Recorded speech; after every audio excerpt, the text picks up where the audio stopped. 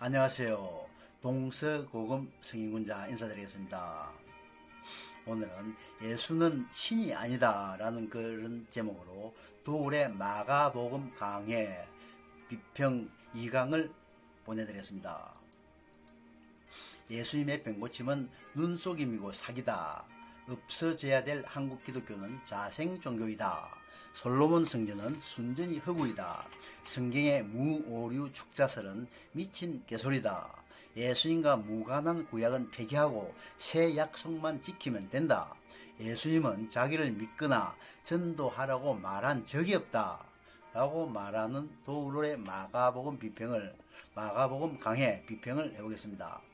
유대교나 천주교는 유계 질서가 매우 엄격하기 때문에 구성원들이 본래의 규칙이나 지도부의 규정을 지킬 수밖에 없겠지요. 그러나 개교회 중심 체계인 교회에서는 목회자의 의지에 따라서는 자칫 잘못된 길로 갈 수도 있다는 위험성을 항상 가지고 있다고 볼 수 있을 것입니다.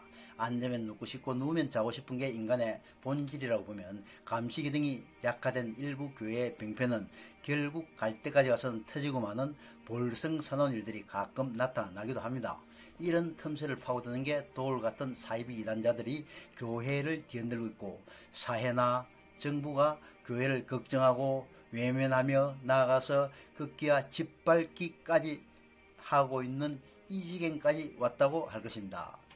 그런데 하나님의 말씀은 살아있고 운동력이 있어서 단편적인 말씀도 경우에 따라 역사가 일어나는 것을 볼 때 도울이 전하는 그 성경 말씀도 그냥 흘러가 버리지 않을 것이라는 생각이 없잖아 있습니다. 도울은 절간에서 법규 구경 강의를 해도 예수 이야기가 절반이고, 공자왈, 명자왈 하면서도 예수 이야기이고, 한국사 강의에서도 서양 철학 강의에서도 예수 이야기는 빠지는 법이 없죠. 처음에는 성경 이야기를 하는 듯 하다가도 주로 목사 욕이나 하다가 결론은 교회를 까는 이야기로 기결되다 보니 다들 깔깔거리면서 재미있게 듣고 있는 것 아니겠습니까? 이단이라는 것은 처음부터 틀린 게 아니고 처음에는 그럴듯하게 나가다가 끝에 가서 딴소리 헛소리 한다는 얘기죠.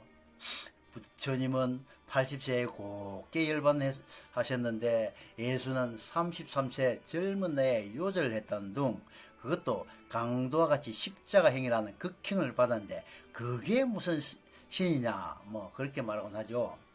시다의 방가자상이나 로댕에 생각하는 사람이나 똑같다 그렇게 이야기하면서 끝없이 비교하는 것은 자기네 종교 자체에 대한 열등감에서 나온 말이 아닌가 그렇게 생각합니다. 시다의 방가자상은 하나님 모르는 인간이 애당초 없는 답을 찾고 있는 고민일 테고, 로댕의 지옥문 앞에서 고민하는 사람은 내가 살아생전에 왜 예수를 배척하다가 지금 여기까지 왔을까 하고 때늦은 후회를 하고 앉아있는 게 아니겠어요? 이승만은 기독교도이자 우파라서 극구 반대하는 것은 이해가 가죠. 그런데 진보자파라고 할 수 있는 김대중 선생이 일본에서 잡혀 바다 건너 오던 도중 살해당할 위기 때 예수님이 나타나서 나를 살려줬다라고 하는 얘기가 김 대통령 자서전에 있다고 합니다. 도울은 그 말을 두고도 헛소리하고 있다고 비판하는 것을 볼 때 도울이 얼마나 반기독교적인 인물인지 가늠할 수가 있겠죠. 도울이 어렸을 때 장로님, 근사님인 부모님께서 교회에 빠져서 돈 바쳐 시간 바쳐 목사님들 죽도록 섬기는 것을 보면은 따라할 줄은 모르고, 도울이 지금도 목사만 보면 이가 갈린다 라고 말하고 있죠.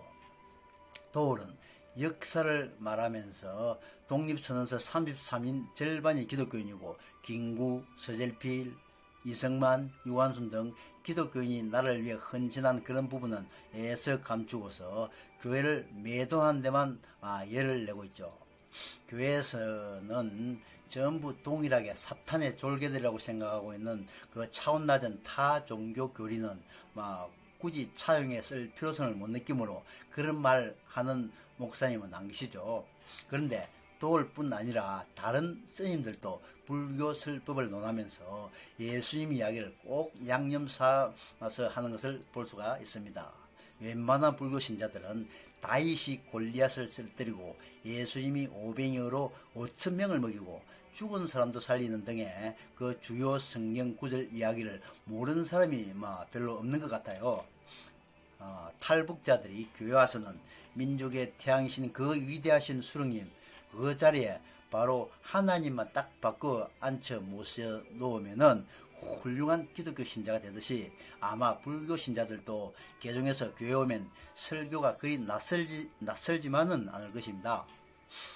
세상에 어떤 종교가 천지 창조로부터 인간의 기륭하복과 생로병사와 영혼 불멸 및 세상 종말까지 일관되게 설명하는 종교가 있단 말입니까? 불신자들은 종교를 비판할 때면 그 대단한 과학을 들먹이지만은 오늘날까지 수없이 뒤집어지고 번복해가는 게 과학의 역사 아니던가요? 수천 년 전에 기록된 그 말씀이 과학이 발전하면 할수록 더 증명되고 빛이 나는 기독교야말로 만왕의 왕을 섬기는 종교 중에 종교요 진리 중에 진리이니 당연히 짝퉁이 범람하고 시기질투를 받으며 동종 후발 업계에서도 도용하고 카피해가느라 야단인 것이 당연한 일 아니겠습니까? 교회에서 여름 성경학교 하니 절에서는 여름 불교학교 만들고 교회에서 주일학교마다 주일학교 하니 절간에서는 주일 불교학교 만들어 가르치고 구역예배니 전도사 직제까지도 따라하기 바쁘죠. 그런데도 불구하고 피해의식과 열등감에 젖어있는 타 종교 집단에 가서 어느 강큰 목사님이 감히 이 위대한 예수의 길을 끊을 수가 있겠습니까? 그런 점에서 볼 때 방송이나 집회에 가서 불신자들에게 예수님 행적과 그 말씀들을 장황하게 늘어놓고 있는 도리 그 어느 부흥 강사보다 더 크고 위대한 훌륭한 일을 하고 있다라고 보여지기도 합니다. 성경 말씀이 주류를 이루고 있는 도울의 종교 강의 유튜브 조회수가 100만을 넘어서 300만 불을 넘기는 것도 많으니 그 위대한 빌리그램 목사의 견줄만한 그 대단한 부흥 강사라고 해도 무방할 정도죠. 이선희의 인연이나 조용필의 그 겨울의 찻집 정도가 그 이상이 될까 말까 한데 그 어떤 강의가 그렇게 큰 인기를 누릴 수가 있겠습니까? 교회 연합에서 도를 명예 부흥 강사로 임명하고 감사패라도 수여해야 되지 않을까 하는 생각을 해봅니다. 그런 도울은 부모님의 기도와 헌신 덕분인지 천의 얼굴을 가진 만능 재주꾼인지라 학교 가면 선생 노릇하고 집회에 가면 민중운동 앞잡이 노릇하고 절에 가면 스님 행세하고 유생들 앞에서는 유교도인 척하고 또 교회 가면 목사 노릇 단단히 하고 있죠. 몇 년 전에 한기총 장로님 400명 앞에서 강의하면서 시종 엉뚱한 얘기만 늘어놓더니만 마치고 나갈 때 한다는 말이 본인 책자인 이 노자에 대한 서적을 400권 갖다 놨으니 여기 계신 장로님들 한 분도 빠짐없이 2만원씩 내고 다 가져가시라고 강압적으로 떠맡기고 가더라고요. 그러니까 400명 한기총 장로님들이 꼭 요강 뚜껑에 밥 말아 먹은 그 얼굴들로 하고서는 듣고 있던데 이 사태를 두고 도울 탓을 할 게 아니라 한심한 한기총 지도부를 탓해야 되지 않을까 하는 생각합니다. 지난 대선 때 절에 가면 불자 행세하시고 신부님 앞에서는 나는 가톨릭 신자이다 라고 말씀하시고 또 교회 가서는 우리 가족은 전부 기독교인입니다 라고 말하시더니 얼마 전 청와대에서는 교회는 마음의 위로나 얻는 곳이라고 규정하는 그 각하 말씀이 생각이 납니다. 그럴 것 같으면 진작에 교회 졸업하고 집어치웠죠. 도울은 예수가 실존 인물이라고 외치고 다닐 때도 있고 또 때에 따라서는 귀신 축사와 일부 병고침도 소개하고 인정하는 듯한 강의를 하기도 합니다. 귀신 축사는 오늘날 신부들도 하고 또 무당도 하는 것이니 큰 의미가 없다는 그런 식이죠. 그러다가 귀신은 꼭 나쁜 게 아니다 라고 말하는 둥 뒤에 가서는 꼭 삼천포로 빠지는 그런 말을 하죠. 예수님으로부터 나병이 나았다는 이야기까지는 좋았는데 끝에 가서는 당시 나병이 뭔지도 잘 몰랐으며 만일 병이 나았다면 나병이 아니고 아마 아토피나 일반 피부병을 낫게 했을 것이다 라고 확 깎아서 평가절하고 있죠. 그리고는 유대교 지도자들이 나병 환자들을 마을 밖으로 내쫓아서 괴롭혔으며 병이 나은 것을 제사장으로부터 확인을 받아야 집으로 올 수 있고 확인 받는데 엄청난 돈을 지도자들이 뜯어내었다라고 말하면서 이어서 기독교를 민중의 피를 빨아먹는 사악한 집단이라고 말하고 있죠. 기독교와 유대교를 분리할 때는 언제고 싸잡아 비판할 때만 다시 갖다 붙여놓는 용한 재주가 있죠. 천주교에서 면제부 팔아먹었듯이 절간에서 부적 팔아먹는 것에 대해서도 한번 준비해서 말씀해 보시죠.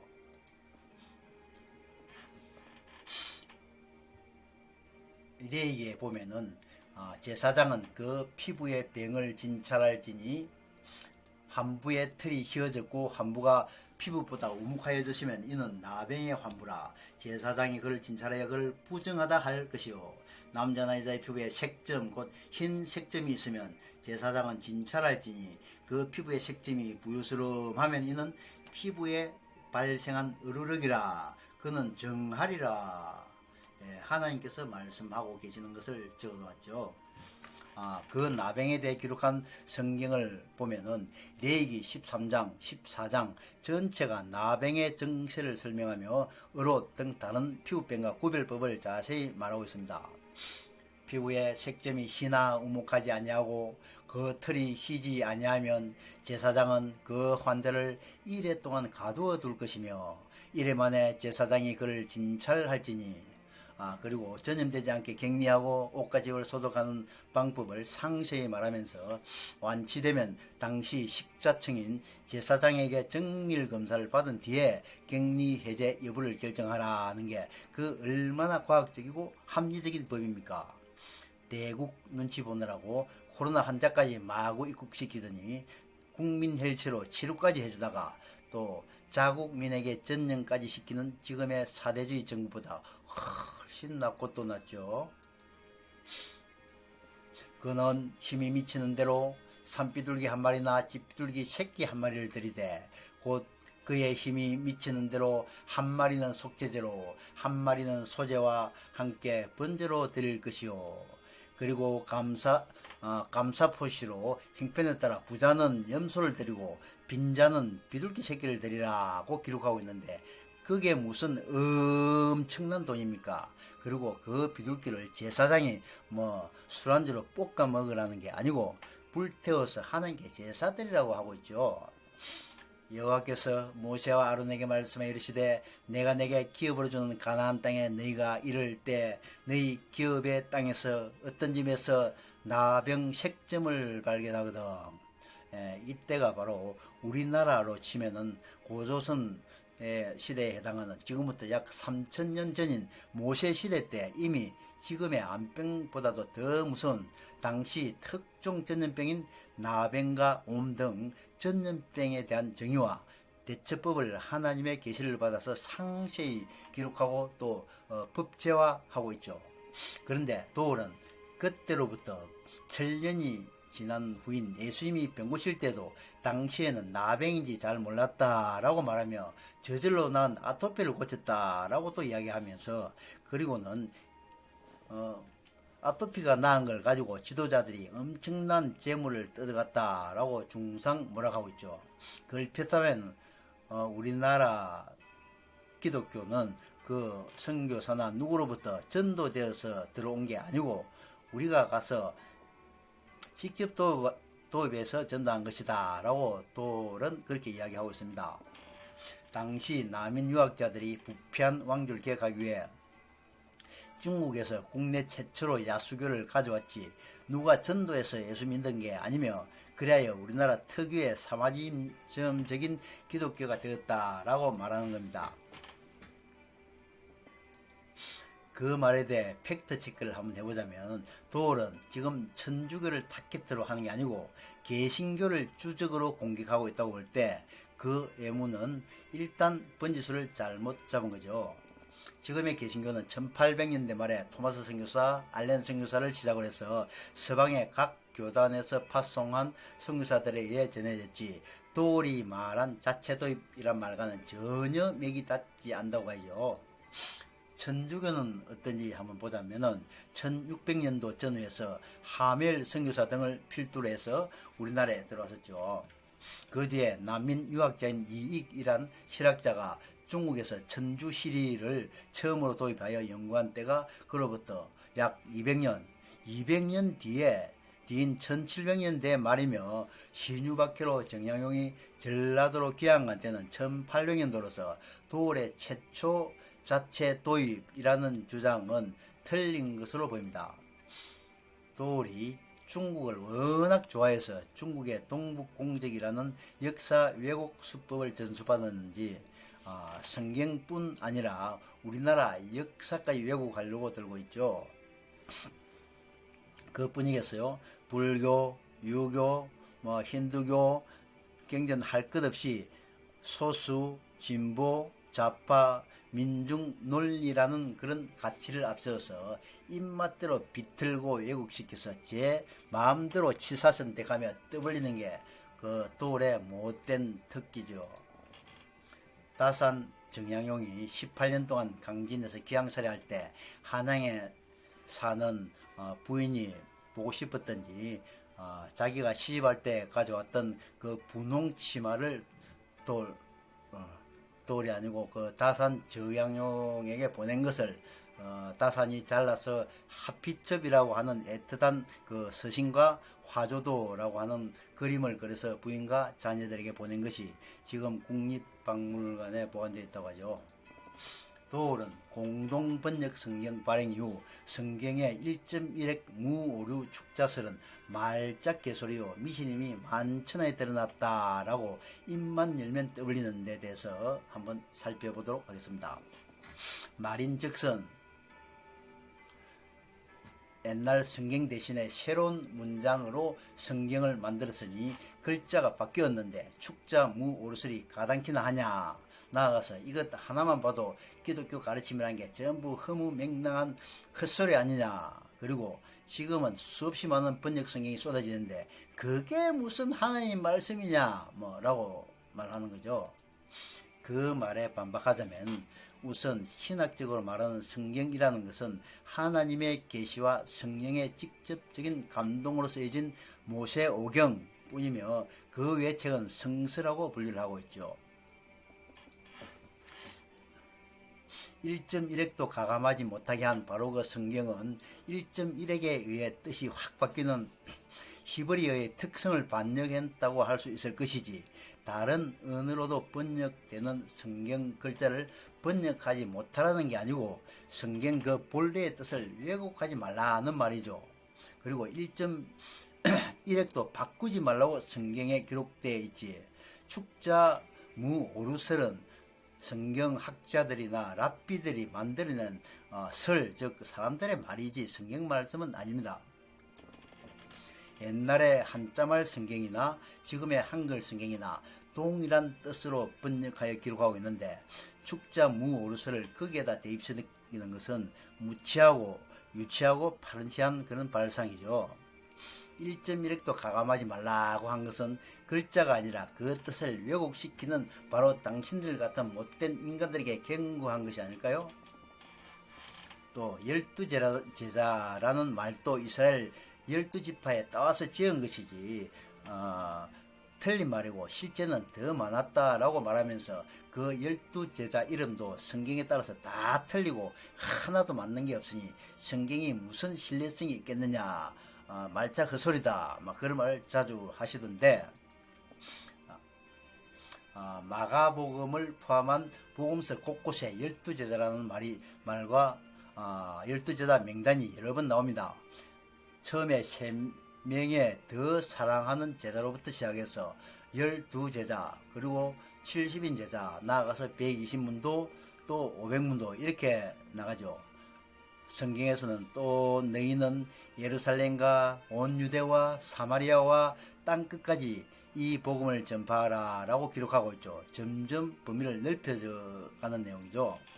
이들 모두 예수님의 제자이고 신도라고 할 수 있고 또 가장 가까이 지냈고 12제자에게만 특별히 어떤가는 근위 있는 제자라는 뜻을 해서 사도라고 구별하고 있죠. 12제자 이름이 하나도 맞는 게 없다고 해서 다시 한번 살펴보니 신약 성경에서 공통적으로 11제자는 같은 이름인데 다른 이름으로 나오는 한 사람은 마태, 마가복음에는 예수님이 지어준 이름인 다데오로 나오는데 그 사람을 누가복음에서는 야고보의 아들 유다라고 나오는 바로 그 다데오와 유다라는 동맹이인이 아니고 이맹동인 바로 그 사람을 두고 이야기를 합니다. 그런데 선생께서는 입버릇처럼 마가복음이 오리지널이고 진짜고 다른 복음서는 마가복음에서 뺏겨서는 복사판이라고 그 말씀을 하시던데 이 부분 바로 이 틀린 제자가 틀린 이 부분에서는 아마도 그 복사기가 고장이 났던가 보죠. 또 선생님. 그리고 예언 성취 등 예수님의 신성이 나타나는 부분에서는 이것은 뒤에 누가 끼워 넣거나 고쳤을 것이다. 그렇지 않고서는 이런 게 어딨냐라는 식이던데 그러면 여기서는 훗날 논란이 될 만한 부분을 왜 바로잡지 않았을까요? 선생님? 선생은 여정이 마음대로 해석한 것 같은데 성경 속에는 복음에 해가 될 만한 내용은 물론이고 입에 담기도 힘든 근친 상간이나 그 어떤 추악한 사건도 가감없이 사실적으로 기록됐다는 것을 다시 한번 상기하시기 바랍니다. 위조상장이나 만들어내고 밤중에 원전 자료나 파괴하며 기만과 배신과 포갑으로 공수처법 등 온갖 악법들을 생산해내는 그런 좌파 집단의 삐뚤어진 시각으로 이 거룩한 성경 말씀을 함부로 해석하는 게 아니죠. 베드로가 3번 부인한 것과 게세마네 동산의 3번 기도도 또 그리고 3일 후 성전을 다시 세운다는 말도 모세의 40년 단위 인생 주기나 애굽 400년 광야 40년 사울왕과 다윗왕 제40년 등 그 외에 성경에서 의미를 두고 있는 숫자를 무조건 전부 부정하고 무시하고 하시는데 그러려면 무슨 근거를 대고 말씀을 하셔야죠. 가룟 유다가 내부 고발자로 성공한 것처럼 우리 평화나무도 계속 내부 고발자로 나가다 보면 우리가 결국은 승리할 수밖에 없다. 우리 한국의 종교를 개혁할 수밖에 없다. 라고 그렇게 말씀을 하시던데 그 말인즉슨 당신들 스스로 우리는 가룟 유다 같은 아주 죽일 놈들, 못된 놈들, 나쁜 놈들이라고 자인하는 것으로 들어도 되겠죠. 지금 솔로몬의 예루살렘 성전 흔적이 고고학적으로 발견되는 게 없으니 실존한 게 아니다 라고도 하시던데 그 말씀은 아주 중요한 성경 내용을 성경 역사를 근본부터 뒤흔들어서 모조리 부정하자는 그런 생각이죠. 그런 말이죠. 그 헤롯이 중건한 예루살렘 성전을 로마의 티토스 장군이 10군단을 끌고 와서 파괴할 때 성전 지승소에 들어가면은 하늘에서 불이 내려서 다 죽을 줄 알고 유대인들 포함해서 다들 걱정이라는 눈빛으로 쳐다보고 있었는데 로마군이 거기 들어가서 성전 기물을 다 가져 나와도 아무 일도 일어나지 않더라고 이야기했죠. 그 일에 대해 도울 당신은 조롱하면서 얘기했지만은 뒤집어서 보면은 신화 같은 타 종교와는 달리 성경은 역사적으로 실존하는 유물이 있는 실증된 종교라는 그런 말이 아니겠어요? 그리고 지성소에는 하나님께서 늘 계시는 게 아니고 광야 성막 때에도 특별한 때에만 불기둥 구름기둥과 함께 임재하셨죠. 먼저 파괴된 솔로몬 성전을 스룹바벨이 그 자리에서 다시 중건했고 또 그 자리에 흩어진 자재로 헤롯이 중건했는데 그것도 벽돌 사이에 금이 들어가 있다는 그 소문 때문에 예수님께서 예언하신 대로 돌 위에 돌 하나 처음 놓이지 않고 다 파괴가 되어버렸죠. 아브라함이 이삭을 바친 모리아산 그곳에는 지금은 무슬림만 출입할 수 있는 모스크 황금 사원이 지어져 있는데 솔로몬 그 성전의 흔적을 어디서 찾을 수가 있겠습니까? 그리고 가장 중요한 것은 예수님이 십자가상에서 운명하실 때 성소와 지성소를 구분하는 휘장이 저절로 찢어져 내려서 그 후부터는 성소와 지성소의 구분이 완전히 사라져버린 것이죠.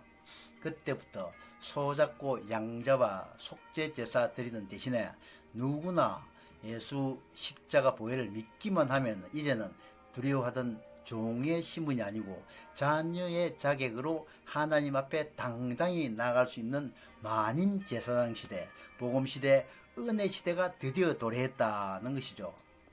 그래서 돌 당신이 조롱하며 홍보하는 AD 70년경 파괴된 예루살렘 성전은 오늘날의 예배당과 전혀 다를 바 없는 평범한 곳이다. 그렇죠. 그런데 예수를 믿지 않는 당시 유대교인들과 지금의 돌 당신만 호들 육갑을 떨고 있는 것 아니겠습니까? 이러한 전후 맥락을 몰라서 그렇게 여기저기 떠들고 다니셨다면 돌 당신은 그야말로 맹탕 돌머리고, 그렇지 않고 잘 알면서도 그런다면 당신은 천하에 교활하고 파렴치한 사기꾼이 되겠죠. 나는 이 둘 중에 후자에 한 표 던집니다. 예수님은 자기를 믿으라고 말한 적도 없고 더더욱 전도하라고 말한 적이 없는데 그때나 지금이나 교회 지도자라는 자들이 브로커가 되어서 순전히 돈이나 뜯어 처먹으려고 전도 논리를 개발해서 지금까지 민중을 착취하고 있다 라고 도울 선생님께서는 민중의 아버지나 되는 것처럼 말씀을 하시는데, 바울 선생이 말하기를 오직 성령이 너희에게 임하시면 너희가 권능을 받고 예루살렘과 온 유대와 사마리아와 땅끝까지 이르러 내 정인이 되리라 하시니라 고 말씀하셨죠. 도울 선생님께서는 마가복음 구라친다고 사도 그 행전은 전혀 안 읽어보셨던 모양이죠.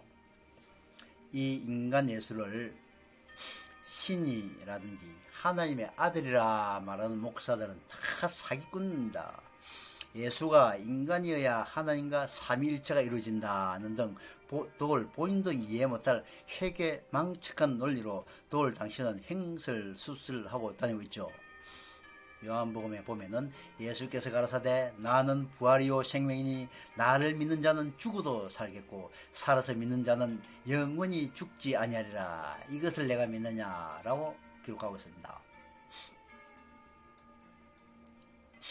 마가복음에 보면은 이르시되 우리가 다른 가까운 마을들로 가자 거기서도 전도하리니 내가 이를 위하여 왔노라 하시고, 온 갈릴리에 다니시며 저희 여러 회당에서 전도하시고 또 귀신들을 쫓아내시더라.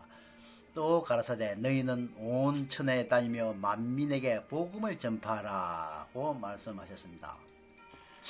전도는 지옥 갈 사람 천국 데리고 가는 하나님 사랑, 이웃 사랑의 실천이요 나를 구원한 예수님에 대한 감사 표현이며 하나님의 지상 명령이고 예수님의 처음이자 마지막 유언입니다. 새 술은 새 부대에 담아라 하는 그 말씀을 가지고는 도울 선생님께서 말씀하시기를 구약 성경은 옛 약속이니 찢어서 쓰레기통에나 쳐버리고 새 약속인 신약만 믿어라. 오늘날 목사들은 11조 내라는 그 구약 말씀 때문에 구약을 아직까지 붙잡고 있다 라고 말씀하셨죠. 새 헌법으로 개정되면서 옛 법은 버리는 게 맞긴 맞죠. 그런데 개정된 새 헌법 속에 옛 법 중에서 필요한 건 그 조항은 대부분 다시 인용해서 개정판 새 법을 만들었으니 그 새 법 속에 있는 예법은 이미 예법이 아닌 것이죠. 예수님도 여러 구약 말씀을 인용했으며 자신도 율법을 폐하러 온 게 아니라 완성시키러 왔노라고 말씀하셨죠. 율법에는 살인하지 말라 했으나 예수님께서는 남을 미워하는 것부터 살인이라고 하시고 간음하지 말라는 율법에 대해서는 음욕을 품는 것조차 간음죄라고 말씀하고 계십니다. 도울 선생님, 정작 찢어서 쓰레기통에 쳐버릴 것은 구약이 아니라 돈과 명예의 눈먼 돌 당신이 학자적 양심을 저버리고 끄집거려 놓은 그 쓰레기 맛도 못한 당신 저서들 아닐까요?